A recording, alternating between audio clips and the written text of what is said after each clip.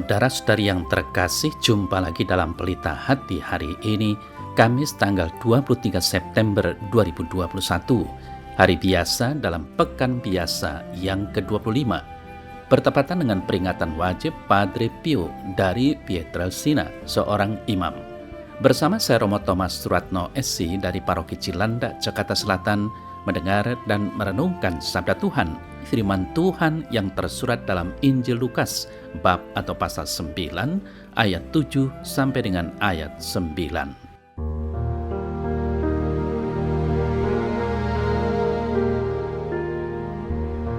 Ketika Herodes, raja wilayah, mendengar segala yang terjadi itu, dan ia pun merasa cemas, sebab ada orang yang mengatakan bahwa Yohanes telah bangkit dari antara orang mati. Ada lagi yang mengatakan bahwa Elia telah muncul kembali, dan ada pula yang mengatakan bahwa seorang dari nabi-nabi dulu telah bangkit. Tetapi Herodes berkata, Yohanes telah kupenggal kepalanya.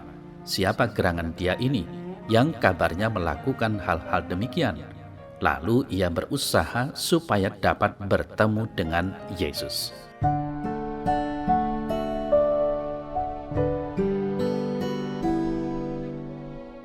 Saudara-saudari yang terkasih, warta Injil hari ini menceritakan kepada kita tentang kecemasan Raja Herodes. Ia mendengar cerita tentang kehebatan Yesus Kristus, tetapi ia sendiri tidak pernah bertemu dengan Yesus. Cerita tentang kehebatan Yesus Kristus mendatangkan kecemasan baginya karena ada yang berkata bahwa ia adalah Yohanes Pembaptis yang sudah bangkit kembali dari mati. Ia cemas jangan-jangan Yohanes datang membalas dendam dan membunuh dia. Kecemasan itu sesungguhnya datang dari dalam dirinya sendiri. Ia berusaha mau bertemu Yesus, tetapi Injil tidak pernah katakan bahwa Herodes berhasil bertemu Yesus. Kalau saja ia seorang yang bijaksana, ia seharusnya pergi menemui Yesus Kristus dan bertanya langsung kepada Yesus Kristus siapakah ia sebenarnya. Tetapi kasihan sekali bahwa ia hanya mendengar dari jauh dan membuat kesimpulan sendiri berdasarkan cerita orang. Saudara-saudari yang terkasih, kalau kita bandingkan, Raja Herodes sangat berbeda dengan Zakheus yang juga sangat rindu melihat Yesus Kristus. Kemudian Zakheus didukung oleh usaha keras dan kegiatan nyata. Ia tidak berdiam diri. Ia naik pohon agar bisa melihat Yesus yang lewat. Perjuangannya mendatangkan hasil yang sangat baik. Waktu Yesus lewat di bawah pohon, ia menegur dan mengajak Zakheus turun dan memintanya untuk ke rumahnya. Zakheus sungguh bahagia. Yesus Kristus datang ke rumahnya dan makan bersama anggota keluarganya. Satu hadiah yang sangat luar biasa untuk Zakheus. Bukan hanya Zakheus yang mengalami kebahagiaan, tetapi juga semua anggota keluarganya. Itulah buah dari kerinduan yang didukung oleh usaha keras dan kegiatan nyata. Kalau kita selalu punya kerinduan yang tinggi dan kerinduan itu didukung oleh kerja keras dan usaha nyata, maka sudah pasti kerinduan itu akan terwujud.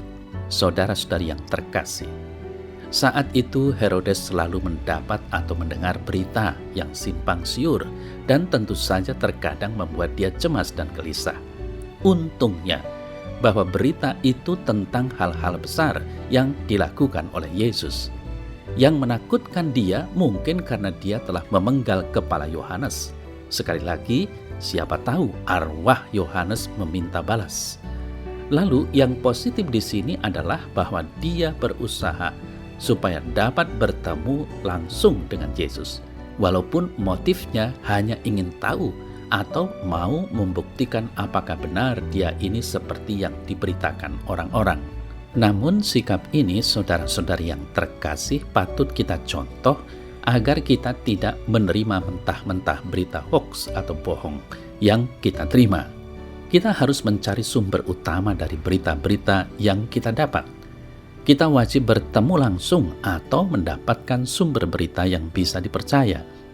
Kalau hanya katanya, jangan langsung percaya. Kalau kita langsung menyebar gosip katanya, kita ikut memfitnah orang yang tidak bisa membela diri.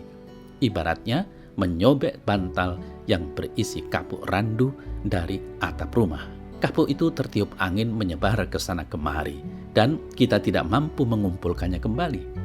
Nah, sikap Herodes yang ingin bertemu langsung dengan Yesus memberi contoh bahwa kita dalam menghadapi gosip harus bisa menemukan sumber berita utamanya. Jangan mudah menyebarkan gosip tak bertanggung jawab.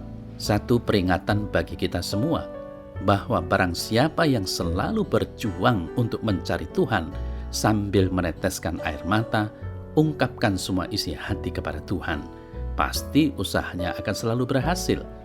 Tetapi barang siapa yang hanya berkhayal tanpa kerja keras dan usaha nyata, maka kerinduannya itu akan tetap tinggal kerinduan tanpa hasil.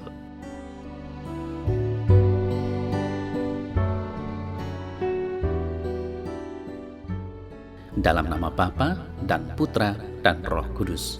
Amin. Ya Tuhan Yesus, Engkau selalu memperhatikan kerinduan umat-Mu yang ingin bertemu dan curhat padamu. Namun seringkali keinginan kuat hanya sebatas ingin tahu, bahkan mencobai Engkau apakah benar Engkau Tuhan yang Maha Pengasih. Ampunilah dosa-dosaku yang sering meragukan kasih-Mu yang mulia. Amin. Dalam nama Bapa dan Putra dan Roh Kudus. Amin.